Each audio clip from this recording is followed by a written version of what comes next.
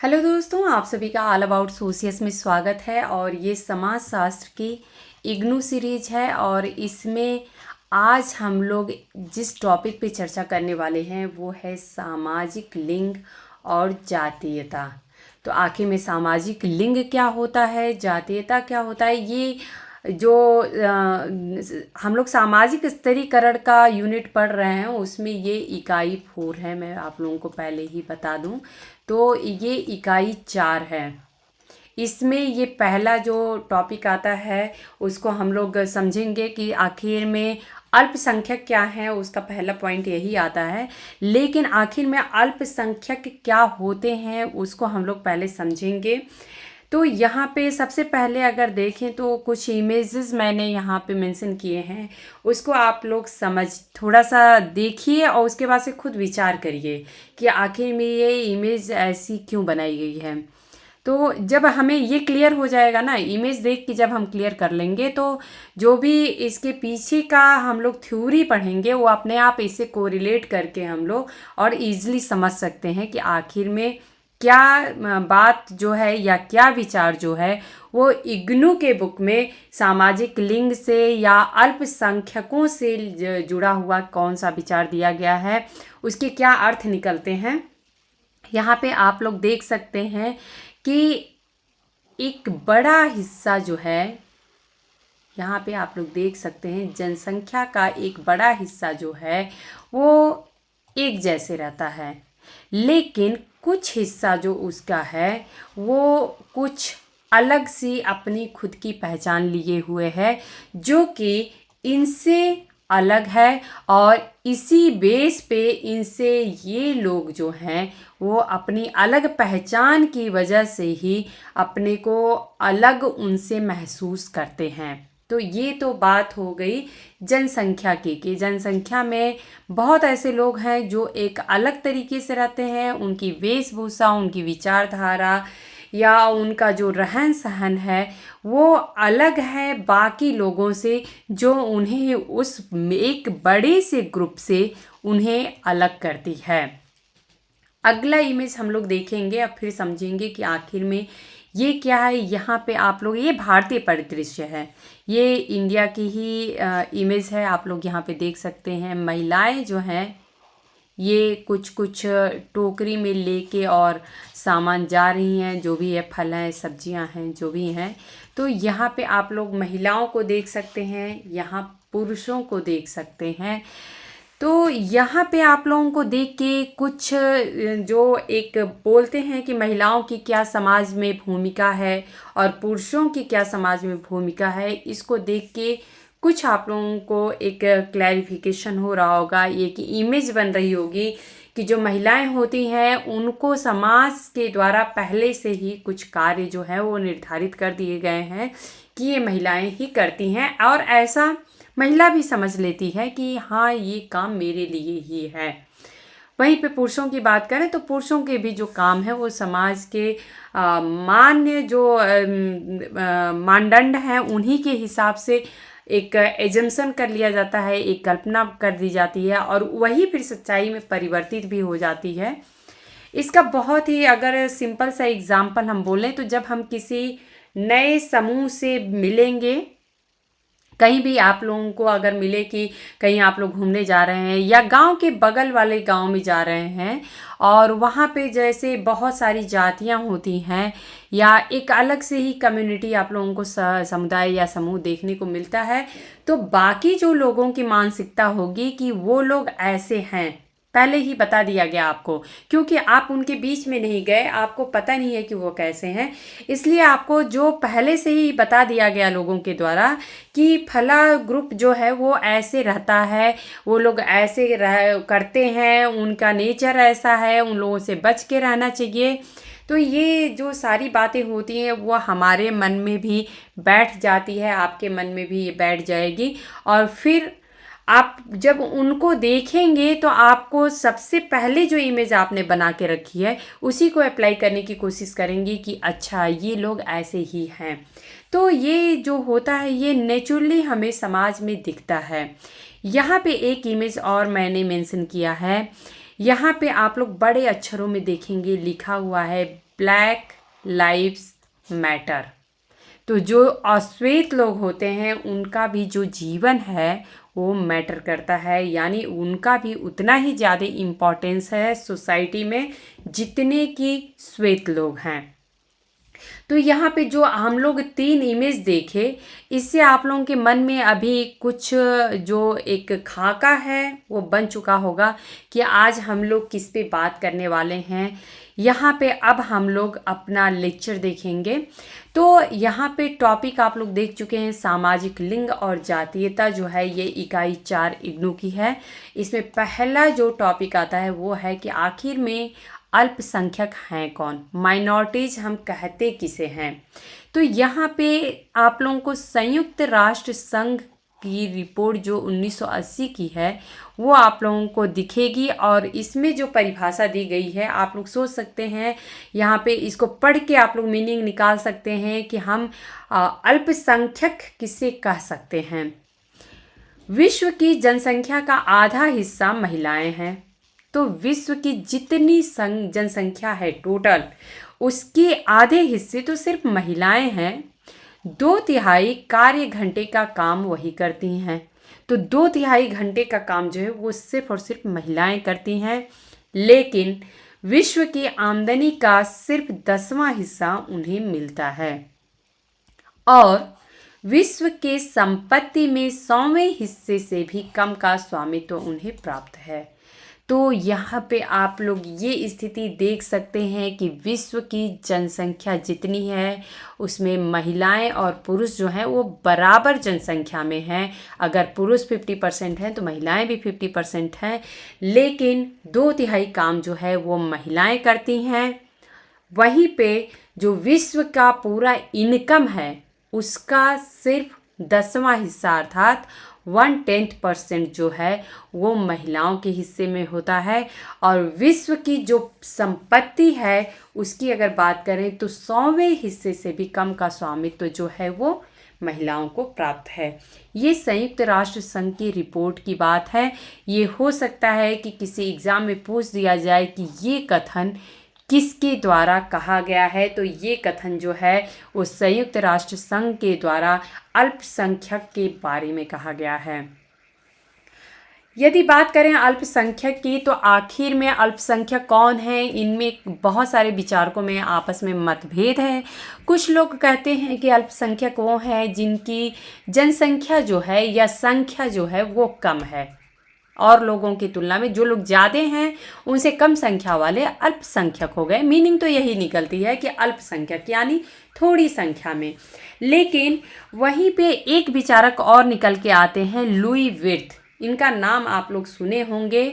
तो लुई विर्थ ने एक परिभाषा अल्पसंख्यक की दी है जो कि इसकी मीनिंग को कुछ अलग तरीके से ही समाजशास्त्रीय परिदृश्य में परिभाषित करता है। लुई विर्थ कहते हैं कि अल्पसंख्यक समूह ऐसा जनसमूह है जिससे उसकी शारीरिक और सांस्कृतिक विशिष्टताओं के कारण अपने समाज में अलग से चिन्हित कर दिया जाता है, और इस आधार पर उनसे अलग और असमान व्यवहार किया जाता है।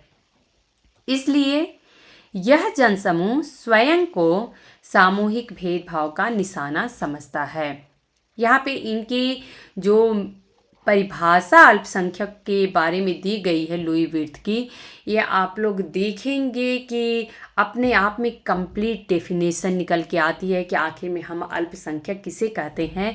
तो यहाँ पे बात संख्या की नहीं है, यहाँ पे हम संख्या की बात नहीं कर रहे हैं कि किसकी संख्या कम है किसकी संख्या ज़्यादा है, बल्कि लुई विर्थ ये कहते हैं कि अल्पसंख्यक समूह जो है वो ऐसा जनसमूह है जिससे उसकी शारीरिक और सांस्कृतिक विशिष्टता, कुछ शारीरिक विशेषताएं भिन्न हैं अन्य की उस दृष्टि में या अन्य के कंपेयर में तुलना में, या फिर सांस्कृतिक अपनी विशिष्टता वो लिए हुए है और वो अपने समाज में अलग से उसको चिन्हित कर दिया जाता है कि इसकी शारीरिक विशिष्टता अलग है या फिर सांस्कृतिक विशिष्टता जो है वो अलग है, और इस आधार पर उनसे अलग और असमान व्यवहार किया जाता है।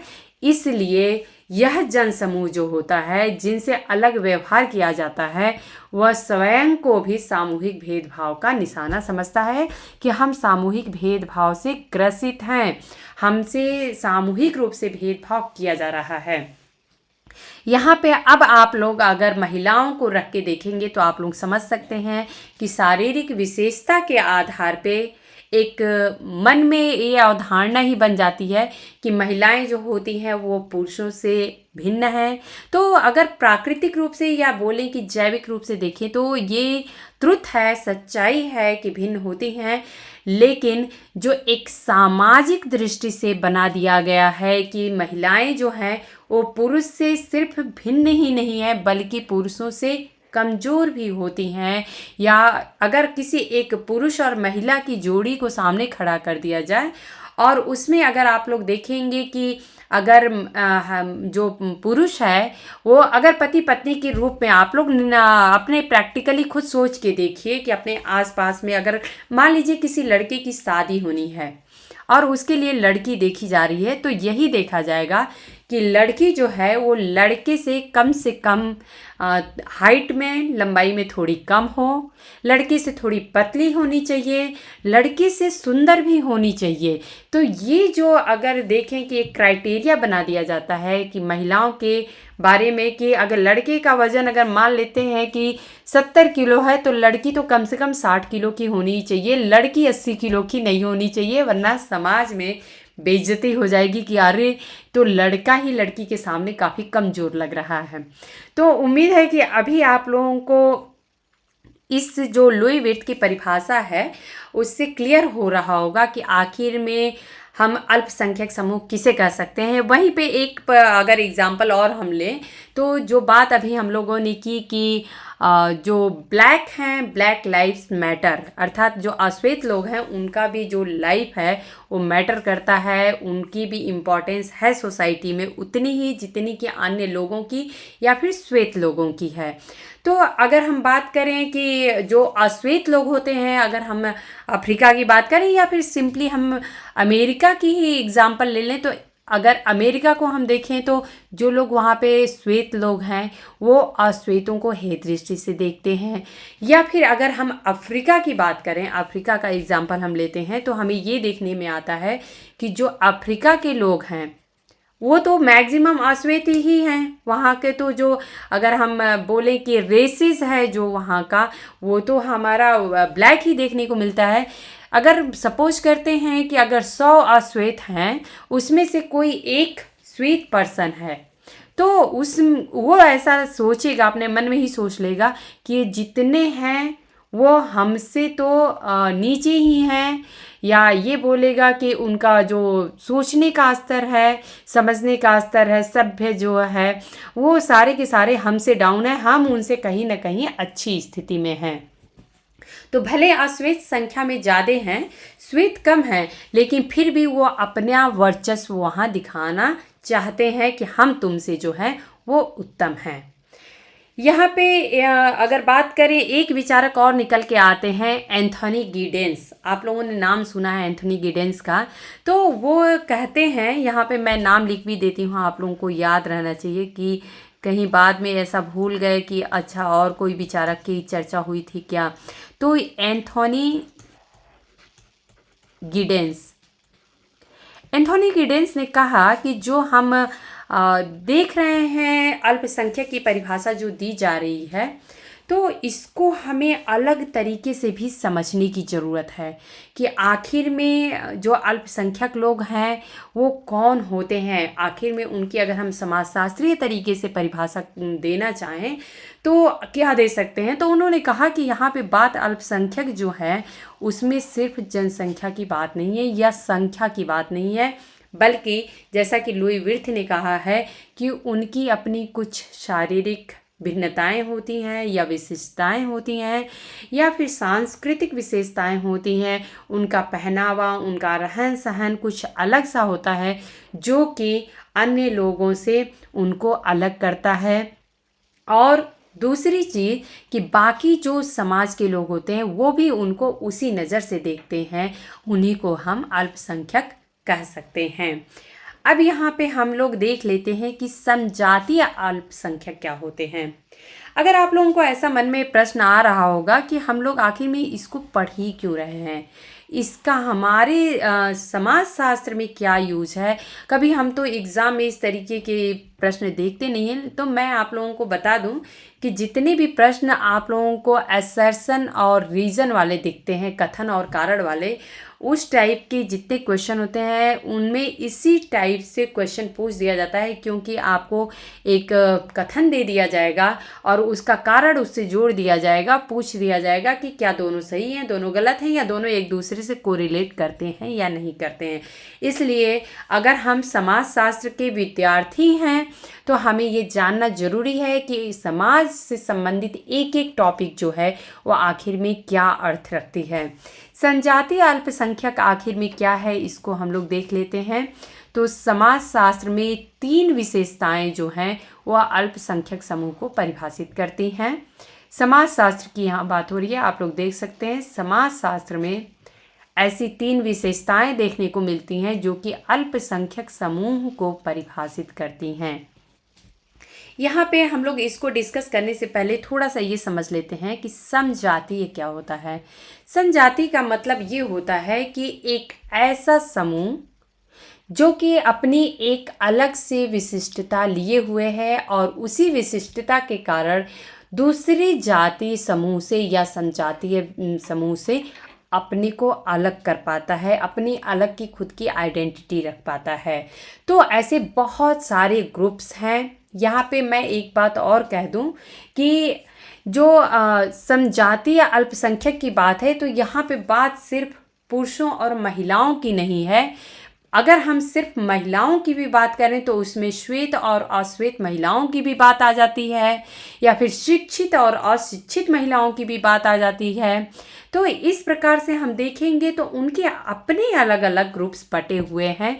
इसी को समजाति कहते हैं, अर्थात अपनी खुद की एक विशेषता लिए हुए एक अलग से समूह जो कि दूसरे समूहों से अपनी एक अलग पहचान रखता है, उनसे अपने आप को अलग समझता है।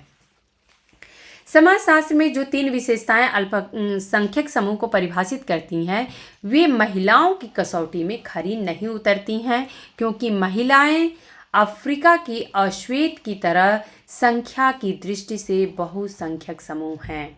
तो अगर हम बात करें अल्पसंख्यक की, तो अल्पसंख्यक की जो परिभाषा है उसमें अगर हम महिलाओं की बात करें तो महिलाओं की कसौटी पे खरी नहीं उतरती है। इसलिए नहीं उतरती है क्योंकि आप सभी को पता है कि जो अल्पसंख्यक समूह होते हैं उनका अगर हम एग्जैक्ट मीनिंग निकालें तो ये होता है कि बाकी की संख्या में भी कम होती हैं, अपनी विशेषता जो उनकी है वो है ही है।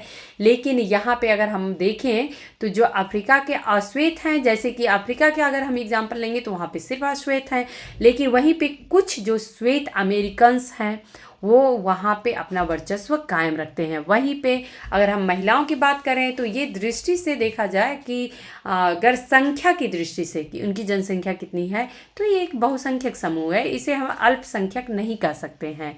तो अब यहाँ पे मैटर ये उठता है कि आखिर में अल्पसंख्यक की विशेषता क्या है, आखिर में किसे हम अल्पसंख्यक कह सकते हैं। एक अल्पसंख्यक समूह की 3 विशेषताएं इस प्रकार से होनी चाहिए। तो ये समाजशास्त्रीय एक डिफ्रेंसिएशन किया गया है कि किस तरीके से हम इनको अल्पसंख्यक बोल सकते हैं। पहला पॉइंट जो निकलता है वो ये है कि इसके सदस्य अन्य लोगों द्वारा उनके प्रति बढ़ते जाने वाले भेदभाव के कारण वंचित और, यहाँ पे अ है, आप लोग ध्यान रखिएगा, अलाभकर स्थिति में होते हैं। तो यहाँ पे आप लोग कुछ मिस टाइपिंग हो गई है, छूट गया है, ये आप लोग ध्यान रखिएगा, मैं कट कर देती हूँ। इसके सदस्य अन्य लोगों द्वारा उनके प्रति बढ़ने जाने वाले भेदभाव के कारण वंचित और अलाभकर स्थिति में होते हैं, अर्थात कुछ लोगों को सोसाइटी में ज़्यादा इम्पोर्टेंस दिया जाता है, उनका सोसाइटी में स्टेटस अच्छा होता है, कुछ लोगों का उनके कंपेयर में कम होता है। यहाँ से आप लोग सोच सकते हैं कि हम लोग यहाँ पे संजातीय अल्पसंख्यक क्यों पढ़ रहे हैं या सामाजिक लिंग क्यों पढ़ रहे हैं। सामाजिक स्तरीकरण में ये एक बहुत ही इम्पॉर्टेंट पॉइंट है। आप लोग सोच सकते हैं कि भेदभाव के कारण वंचित और अलाभकर स्थिति में कुछ लोग अन्य लोगों के कंपेयर में होते हैं। यह भेदभाव तब पैदा होता है जब एक समूह के लोगों को मिलने वाले अधिकार और अवसर दूसरे समूह को नहीं दिए जाते। तो यहाँ पे आप लोगों को स्तरीकरण का जो एक फीलिंग है वो आ रही होगी कि अरे जो सामाजिक स्तरीकरण हम लोग पढ़ते हैं उसमें भी तो कुछ ऐसा ही देखने को मिलता है। तो यहाँ पे आप लोग देख सकते हैं कि अल्पसंख्यक समूह की जो समाज शास्त्र में 3 विशेषताएं बताई गई हैं उनमें से पहला पॉइंट यही निकल के आता है। दूसरा पॉइंट है कि अल्पसंख्यक समूह के सदस्यों में सामूहिक एकता के कारण, अब यहाँ पे बात आ रही है अल्पसंख्यक समूह की। यहाँ पे पहले पॉइंट में तो ये क्लियर हो गया कि अल्पसंख्यक समूह कौन होते हैं। अल्पसंख्यक समूह के जो सदस्य होते हैं इनमें सामूहिक एकता के कारण एक दूसरे से जुड़े होने की भावना होती है, क्योंकि उस सबको पता है कि हम जो हैं भेदभाव से ग्रसित हैं, दूसरे हमसे भेदभाव करते हैं, तो वो अपना खुद का एक सामूहिक एकता की भावना अपने ग्रुप में बना लेते हैं। पूर्वाग्रह और भेदभाव का शिकार होने का अनुभव उनमें सामूहिक वफादारी और हितों की भावना को और मजबूत बनाता है। अर्थात जो पहले से ही एक प्री एजम्पशन कर दिया गया है, पूर्वाग्रह कर दिया गया है, पहले से ही ऐसी धारणा बना ली गई है और जो भेदभाव किया जाता है उसी धारणा के आधार पे, तो इसके कारण वो लोग जो होते हैं वो अपनी एक खुद की जो है सामूहिक वफादारी और हितों की भावना की, अच्छा जैसे हम एग्जाम्पल में ले लें कि महिलाओं को, तो महिलाएं पता है कि पुरुषों से उनकी स्थिति काफ़ी समाज में निम्न है, तो महिलाएं आपस में जो है वो काफ़ी यूनाइट फील करती हैं। वो कहती हैं कि हमारे साथ अगर मान लें कि एक जगह 10 महिलाएं बैठ जाएं तो आप लोग उनकी बातें अगर सुनेंगे तो यही होगा कि हम लोगों का तो काम ही यही है, ज़िंदगी पूरी बीत गई, खाना पकाना, बर्तन धुलना, बच्चों का केयर करना, इसी में पूरी लाइफ हमारी बीत जाती है और कुछ तो हमें सोचने को मिलता ही नहीं है।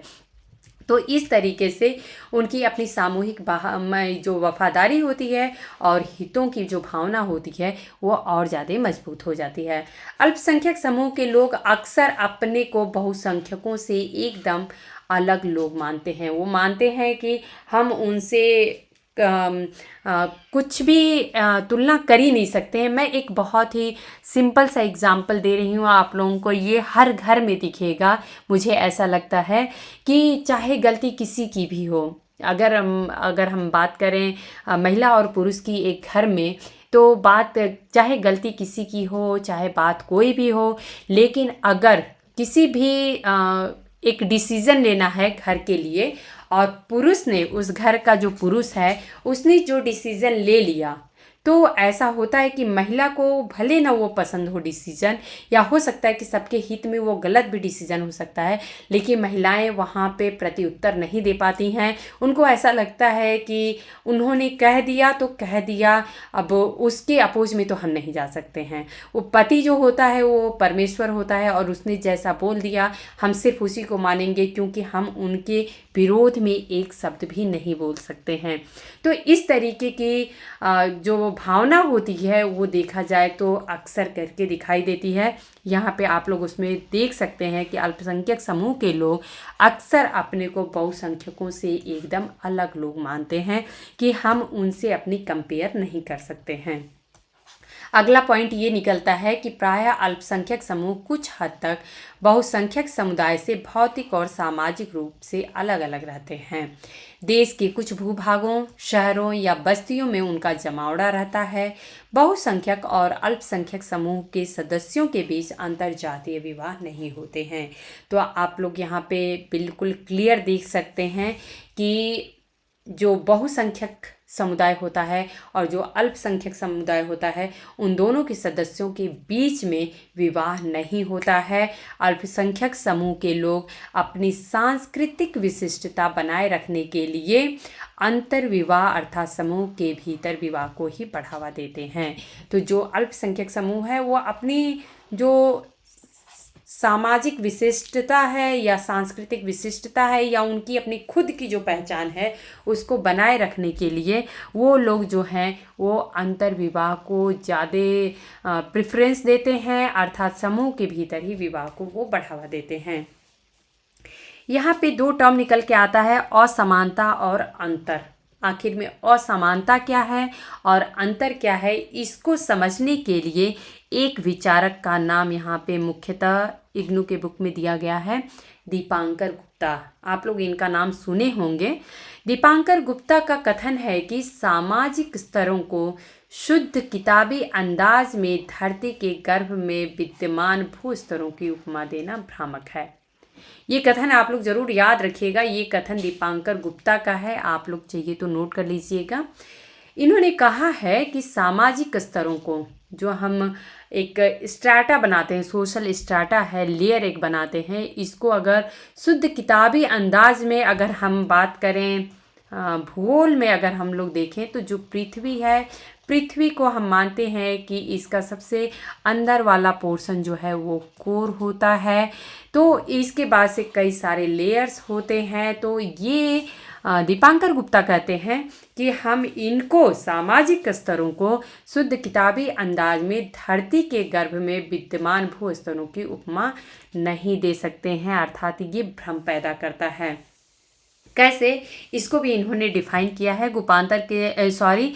दीपांकर गुप्ता के शब्दों में। ये इसलिए भ्रामक है क्योंकि अलंकारिक रूप में यह हमें यह विश्वास करने के लिए मना सकता है कि स्तरीकरण का अर्थ हमेशा ऐसे स्तरों से होता है जो लंबवत या क्रम परंपरा में व्यवस्थित रहते हैं। अर्थात जब हम अगर स्तर की बात करते हैं तो यही मानते हैं कि एक नीचे स्तर है, एक ऊपर स्तर है, एक उसके ऊपर स्तर है, इस तरीके से हम स्तर को समझते हैं। लेकिन दीपांकर गुप्ता कहते हैं कि हम सिर्फ इसको इसी तरीके से नहीं समझ सकते हैं। स्तरीकरण को सही ढंग से समझने के लिए हमें इसे क्रम परंपरा से अलग करके देखना होगा। हमें ऐसा नहीं कि एक किस तरीके से विकसित होता गया समाज और किस तरीके से हमें समाज में जो स्तर है वो दिखाई देता चला गया, हमें सिर्फ वैसे नहीं समझने की ज़रूरत है, बल्कि इससे अलग हमको देखने की ज़रूरत है। क्योंकि क्रम परंपरा स्तरीकरण के अनेक रूपों में से सिर्फ एक रूप है। अगर हम क्रम परंपरा की बात करें कि किस प्रकार से, अगर वर्णों में हम क्रम परंपरा में सबसे पहली बात हम वर्णों में करते हैं कि जैसे कि ब्राह्मण हैं, क्षत्रिय हैं, वैश्य हैं, शूद्र हैं, इस तरीके से स्तरीकरण हमें देखने को मिला है। तो इन्होंने कहा है कि हमें इसे क्रम परंपरा से अलग करके देखना होगा, क्योंकि क्रम परंपरा जो है उस स्तरीकरण का जो अनेक रूप हमें दिखता है उसका सिर्फ एक रूप है। अब जैसे कि मैंने पहले एग्जाम्पल से बता दिया कि किस प्रकार से महिलाओं में भी अगर हम बात करें, अगर सिर्फ पुरुष और महिला की बात होती है तो ये दोनों अलग लेयर में हमें दिखते हैं। लेकिन अगर सिर्फ महिलाओं की बात करें या सिर्फ पुरुषों की बात करें तो उनमें भी अलग अलग लेयर्स हमको दिखेंगे जो कि समान रूप से विभाजित, क्योंकि महिलाएं तो एक स्तर में आ गई, लेकिन उस स्तर में भी हमें अलग अलग जो स्तर दिखता है वो ये दिखता है कि कुछ महिलाएं बिल्कुल पढ़ी लिखी नहीं होती हैं, कुछ कम पढ़ी लिखी होती हैं, कुछ ज़्यादा पढ़ी लिखी होती हैं। तो इस तरीके से हम उनको अलग अलग तरीके से कैटेगराइज कर देते हैं। गुप्ता ये लिखते हैं कि इस तरह के विन्यास को भाषा, यहाँ पे आप लोगों को समझने की ज़रूरत है कि आखिर में इन्होंने स्तरीकरण को किस तरीके से समझाने की कोशिश किया कि आखिर में असमानता और अंतर का मतलब ये है कि उनमें कुछ भी मैच नहीं होता है। असमानता का मतलब ये है कि कुछ चीज़ें तो उनकी एक जैसी हैं, लेकिन कुछ चीज़ें जो हैं वो उनसे भिन्न हैं। इस तरह के विन्यास को भाषा, धर्म या राष्ट्रीयताओं की स्थिति से आसानी से स्पष्ट किया जा सकता है। अब हम बात करें, अगर उन्होंने, देखिए आप लोग समझ सकते हैं यहाँ पे कि स्तरीकरण में उन्होंने कहा कि सिर्फ क्रम विन्यास परंपरा को हम नहीं समझेंगे, बल्कि इसको समझने के लिए हमको भाषा को समझना पड़ेगा। विभिन्न तरह के भाषा के लोग भी होते हैं, विभिन्न धर्मों के लोग होते हैं, विभिन्न राष्ट्रीयताओं की स्थिति से हमें इनको आसानी से समझना है। अगर भाषाओं या धर्मों या राष्ट्रीय या यहाँ पे या है, आप लोग क्लियर कर लीजिएगा, या राष्ट्रीयताओं का क्रम परंपराकरण करने का प्रयत्न किया जाता है तो वह निरर्थक और निसंदेह ही सनकीपन होगा। तो यहाँ पे हम अगर भाषाओं की बात करें तो इसमें क्रम परंपरा की कोई बात ही नहीं आती है, धर्मों की बात करें तो इसमें नहीं आती है, राष्ट्रीयता की बात करें, अगर हम नेशनलिज्म की बात करें तो यहाँ पे भी हमें कहीं भी क्रम परंपरा जैसी कोई चीज़ नहीं दिखती है। इस किस्म के लिए स्तरीकरण को स्पष्ट करने के लिए भारत एकदम सही उदाहरण है। तो हम लोग अपने भारतीय परिप्रेक्ष्य में अगर समझें तो भारत में जो अलग अलग भाषाएं बोली जाती हैं वे सामाजिक स्तरीकरण की सम स्तरीय पद्धति का बड़ा गुणगान करती हैं। तो यहाँ पे हम देखेंगे कि अगर बात धर्मों की करें तो सभी धर्म जो हैं हमारे भारतीय परिप्रेक्ष्य में अगर देखें तो सभी धर्मों को अपनी स्वतंत्रता है, वो अपने धर्म को किस तरीके से मान सकते हैं। तो यहाँ पे अगर हम देखें तो सामाजिक स्तरीकरण का जो है वो जो ऊर्ध्व पद्धति हमको नहीं दिखेगा बल्कि सम स्तरीय पद्धति दिखेगा, ऐसा हमें ऊर्ध्व रूप से नहीं दिखेगा, क्योंकि धर्म जो है वो सभी के सभी एक जैसे हैं और सबको अपनी खुद की आज़ादी है, जिसमें भेद जो है वो सर्वोपरि है। यहाँ पे ये कहते हैं कि क्या आखिर में जैसे कि हिंदू धर्म जो है वो मुस्लिम धर्म, सिख धर्म, ईसाई धर्म, बौद्ध धर्म, पारसी धर्म, इससे किस प्रकार से अपने आप को अलग रखता है, तो भेद जो है वो सर्वोपरि है। इसके अलावा धर्मनिरपेक्ष भारत हमें धार्मिक स्तरीकरण का उदाहरण भी देता है, जिसमें धर्मों को क्रम परंपराबद्ध नहीं किया गया है या कानून में असमान अधिकार नहीं दिया गया है। जैसे क्रम परंपरा में हम देखेंगे ब्राह्मणों को उच्च स्थिति में रखा गया, उनसे नीचे क्षत्रिय हैं, उससे नीचे वैश्य हैं, उसके नीचे शूद्र हैं। लेकिन अगर हम बात में धर्मों की करें तो धर्मों को हम देखा जाए तो जो कानून की दृष्टि में सभी धर्म जो हैं वो समान हैं, बल्कि सभी को अलग अलग रहने की स्वतंत्रता भी है। इसमें अपने नैसर्गिक अंतर या भेदों का पूरा बोध होता है।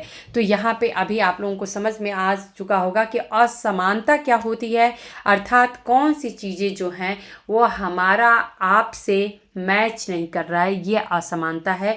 लेकिन अंतर की बात ये है कि कुछ ऐसी चीज़ें हैं जो हमें आपसे बिल्कुल अलग करती हैं, हम आप जैसे हैं ही नहीं। तो यहाँ पे सबसे अच्छा उदाहरण हमने धर्मों का देखा कि हर रिलीजन की अपनी खुद की अपनी आइडेंटिटी है, अपनी पहचान है, और उसी के अनुसार वो लोगों को स्वतंत्रता भी है अपने धर्म को मानने की, उसको किस तरीके से वो लोग फंक्शन कराते हैं, पूजा पाठ कराते हैं, उस तरीके से सारी क्रियाविधि के लिए वो स्वतंत्र होते हैं।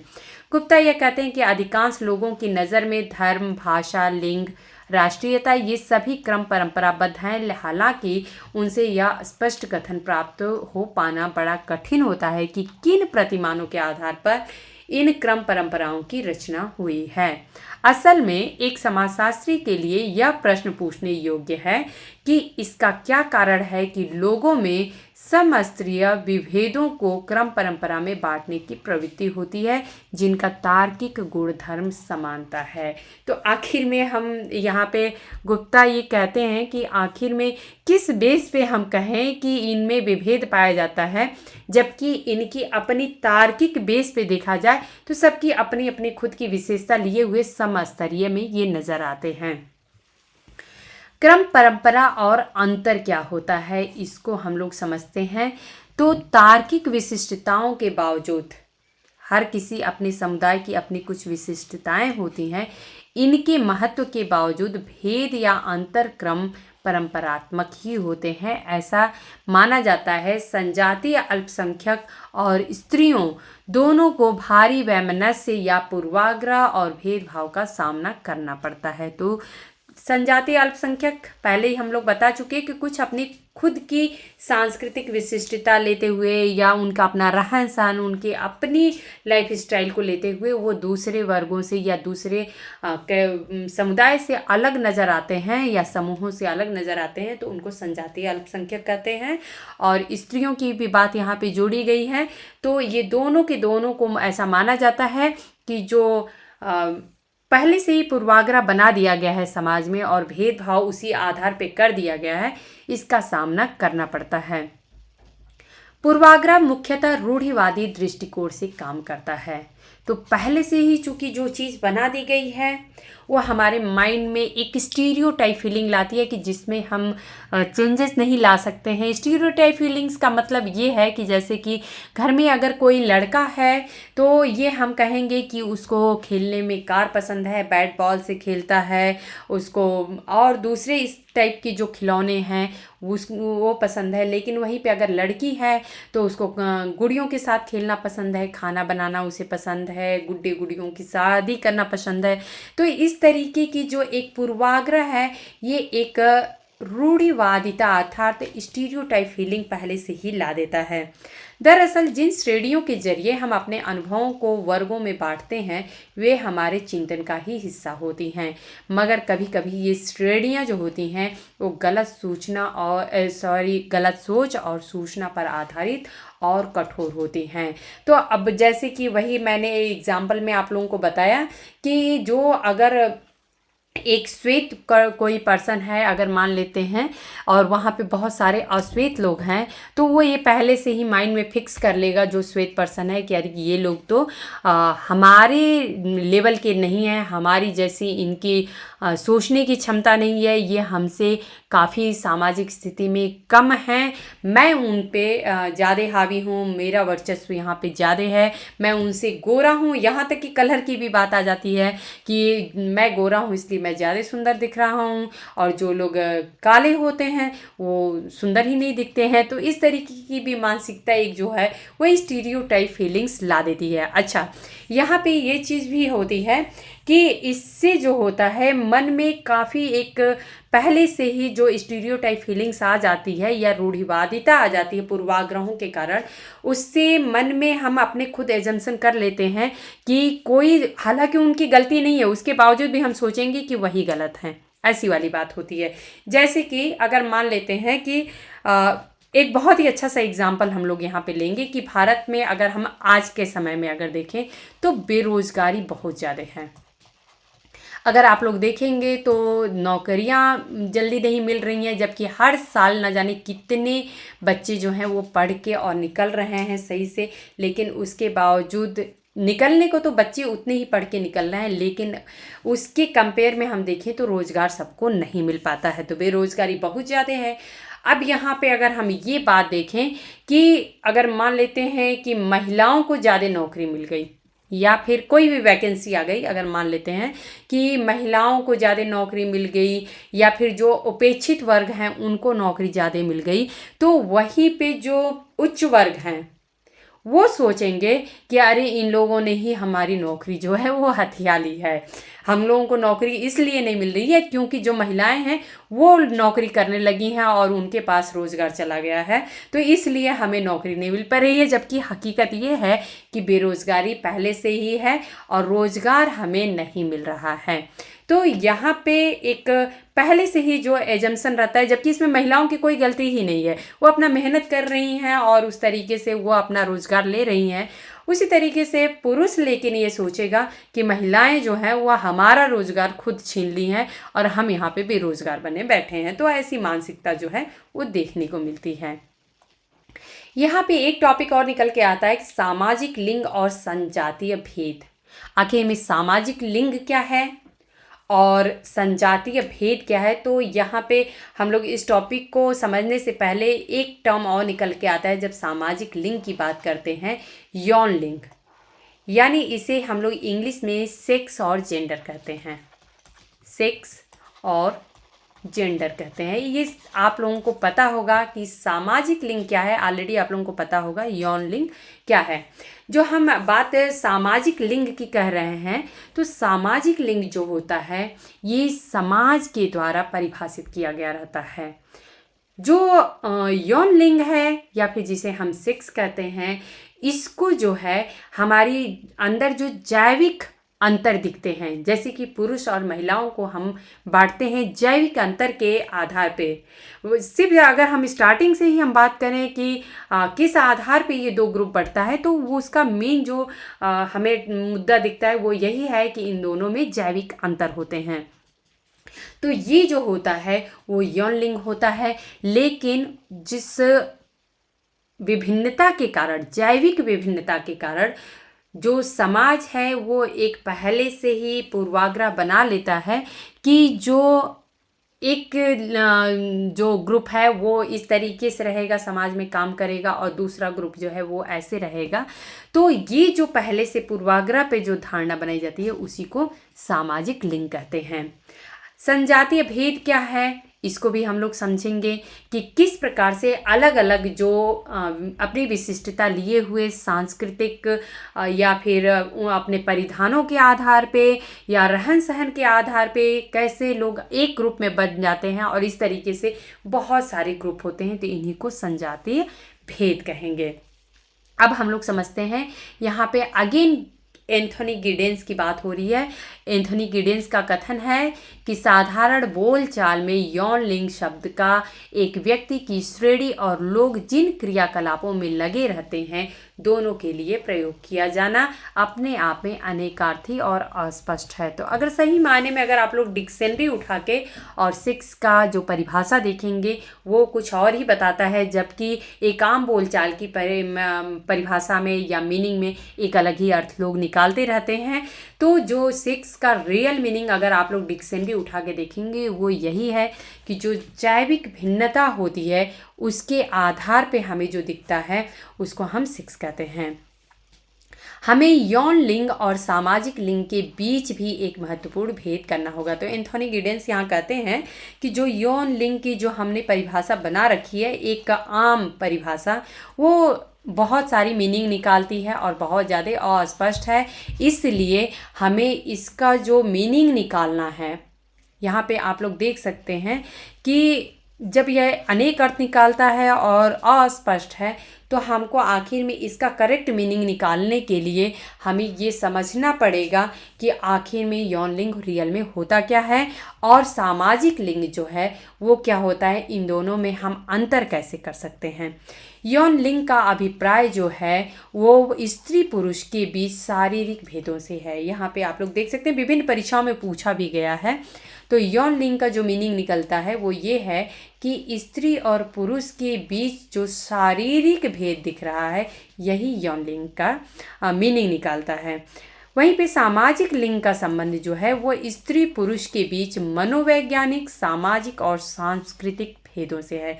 तो किस प्रकार से लोगों ने पहले से ही एक अवधारणा बना ली है, मानसिक धारणा है कि महिलाएं ऐसी होती हैं, पुरुष ऐसे होते हैं, या फिर एक सामाजिक परिदृश्य में हमें दिखती है कि महिलाओं की स्थिति क्या है, पुरुषों की स्थिति क्या है, या फिर उनके पहनावे, उनके रहन सहन, उनके तौर तरीके। अब अगर बात करें हम बहुत ही एक क्लियर सा एग्जांपल कि अगर हम विवाह की बात करें तो विवाह में आप लोग देखेंगे कि महिलाएं बैठ के और गाना गाती हैं। शादियों में जो शादी होते हैं तो मंडप में शादियां होती रहती हैं, महिलाएं बगल में बैठ के गाना गाती रहती हैं। ये काम सिर्फ और सिर्फ महिलाएं कर सकती हैं, उनके अलावा और कोई नहीं करेगा। पुरुष बैठ के गाना नहीं गा सकते हैं। तो यहाँ पे ये आप लोगों को परफेक्ट एग्जाम्पल यहाँ बैठ रहा है सांस्कृतिक भेद से।